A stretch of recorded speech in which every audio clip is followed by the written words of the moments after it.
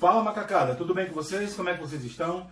Eu espero que estejam todos bem. Bom, enfim, não existe uma terapia antiviral estabelecida para o tratamento da doença Covid-19 ainda. No entanto, estudar a utilidade de algumas drogas, como a ivermectina, como por exemplo, como conhecida terapia in vitro para alguns vírus, ainda não atingiu a sua total exaustão, né?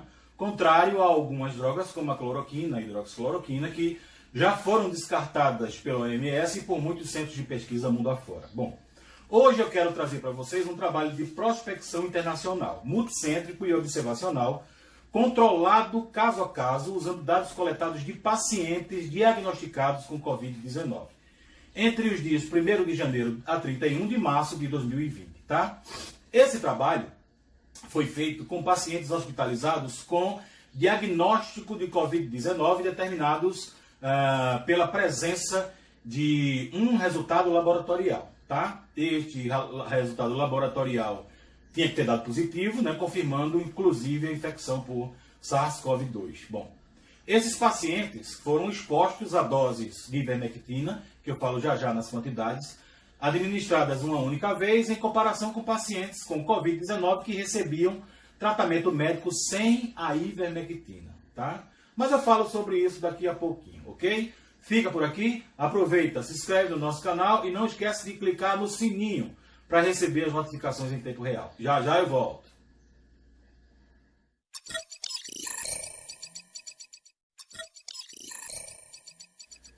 Bom, o principal resultado observado na administração da ivermectina foi com a sobrevida dos pacientes, né? A metodologia foi composta por um grupo de 1.408 pessoas.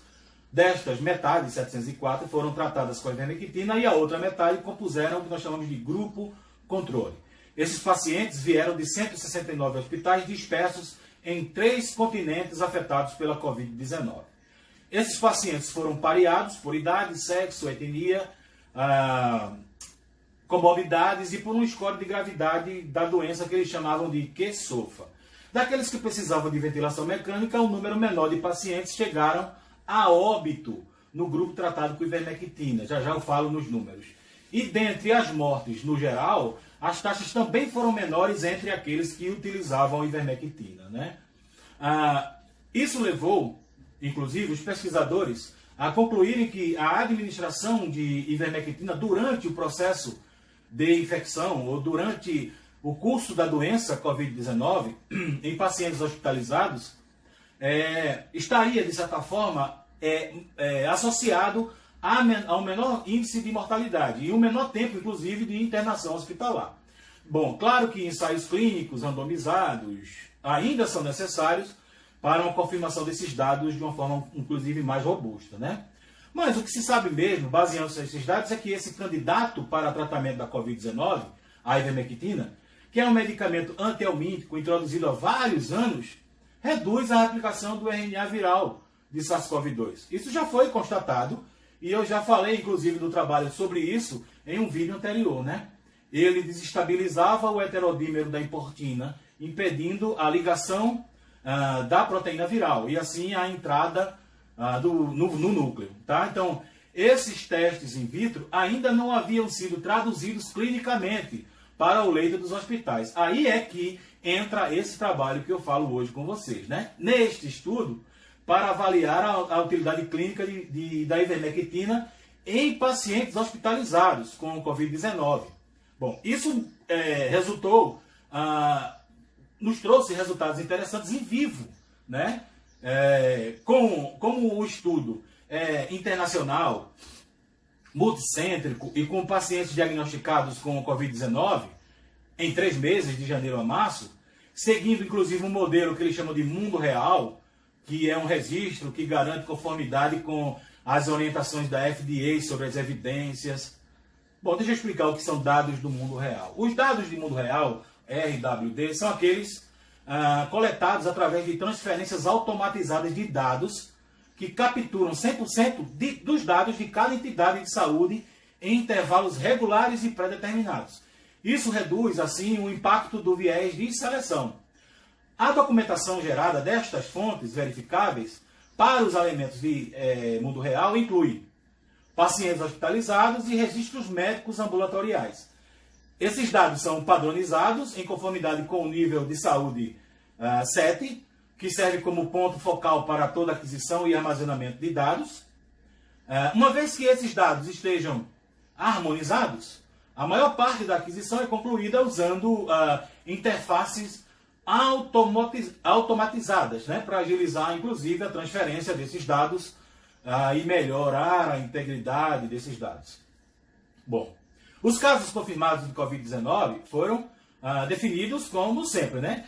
São positivos aqueles que foram sequenciados em sequenciamento de alto rendimento ou em PCR real-time, de amostras de suave e de faringe dos pacientes. Bom, o resultado para cada paciente foi anotado de acordo com terem sobrevivido à hospitalização, terem tido alta ou, infelizmente, morreram durante a própria hospitalização.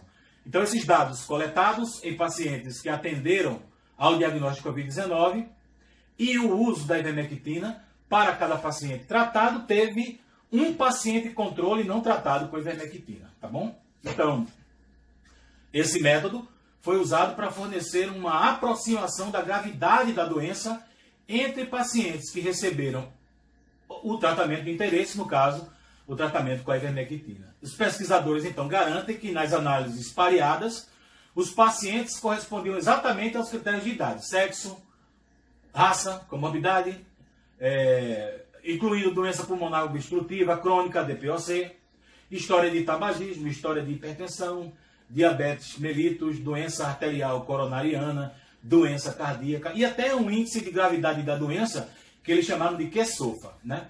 Então, uso de medicamentos, incluindo hidroxicloroquina, azitromicina, corticosteroides, também foram observados. O desfecho principal foi a proporção de pacientes que morreram no grupo de ivermectina em comparação com a corte de controle correspondente. Se pacientes precisassem de ventilação mecânica, as taxas de mortalidade nesse grupo eram medidas de forma separada, tá?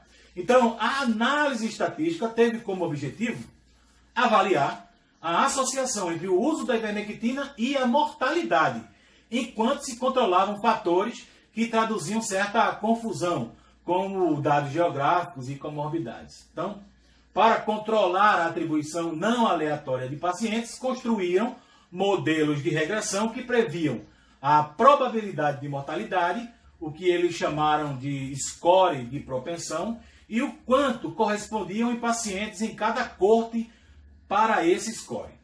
Todos os dados demográficos e comorbidades dos pacientes foram utilizados, mas foram utilizados como variáveis explicativas. Bom, para garantir as correspondências fechadas, foram exigidas que as pontuações estimadas das probabilidades previssem a mortalidade para os pares dentro de desvios padrões muito pequenininhos, 0,01 de um e de outro. Então, após a correspondência do score de propensão, foi realizada uma análise de sobrevida para comparar a associação entre ivermectina e mortalidade em dois subgrupos. Os subgrupos eram pacientes de rotina e pacientes ventilados mecanicamente. Então, uma taxa de risco com 95% de intervalo de confiança correspondente foi inferida e foi realizado um teste, inclusive, de long rank, para determinar se haviam diferenças na sobrevida entre as distribuições para ivermectina. Todas as análises estatísticas foram realizadas usando o R e também o SPSS versão 26. Essa corte foi derivada de 169 hospitais, como eu disse, de 3 continentes: América do Norte, Europa e Ásia. E incluiu 704 pacientes tratados com ivermectina. Um score de propensão de tamanho semelhante com a corte correspondente já havia sido desenvolvido com 68.230 outros pacientes hospitalizados não tratados com ivermectina e que corresponderam às variáveis descritas na metodologia. Os dados da linha de base entre os grupos correspondentes são mostrados nessa tabela aqui. A dose média de ivermectina administrada foi de 150 mcg por quilograma de peso corporal, e com base também na descrição do médico para o tratamento da Covid-19. daqueles que necessitavam de ventilação mecânica, menos pacientes morreram no grupo da ivermectina. E as taxas gerais de mortalidade também foram menores que a ivermectina, de 1,4% versus 8,5%, como mostro também nesta figura aqui.